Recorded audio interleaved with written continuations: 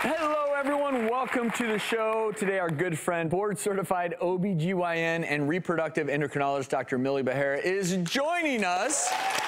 Welcome, Doctor. Welcome. Thank you. And before we get started, I want you to take a look at these before photos of 3 ladies that are struggling with how to style their thinning hair.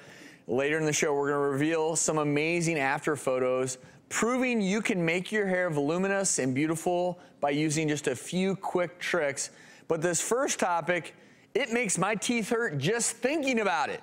We know dental work can be expensive. That's why one individual, Robert Rheinlander, performed tooth extractions and examinations and made dentures in his home, claiming it would help people save money. But Robert isn't a dentist. Robert doesn't have a dental license. He was arrested after causing medical complications on a patient. And I guess he had been licensed in South Carolina as a dental technician, but then decided to start. A little bit of a difference. It's not the same thing.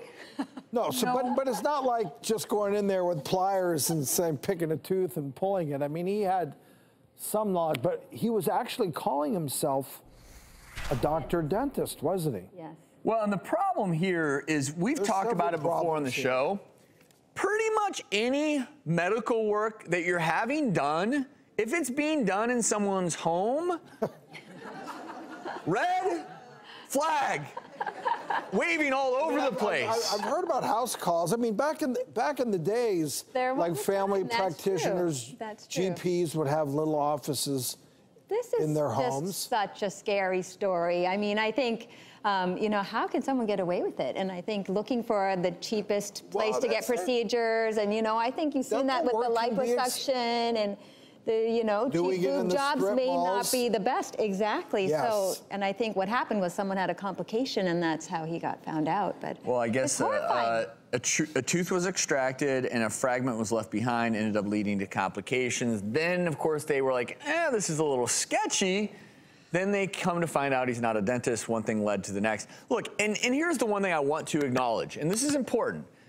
Look, this individual could be phenomenal at extracting teeth without having a formal license. I'm not going to say that you couldn't be. The issue that I have, even if he were formally licensed, is when you do things like this in your own home, when there is a complication, you can't address it. So with little run-of-the-mill things, it's why we tell people, if you're getting a formal procedure done, you want to do it somewhere where if a complication occurs, you can address it. Hard to do. Oh, hand me that spoon. Oh, no, you know. Put some pressure here. I'm going to go call somebody. No. Yeah, the training comes in handy when you're trying to prevent complications and to be able to deal with the complications. The easy ones, I mean, we pull teeth on our kids when they're loose and things like that. Sure we did.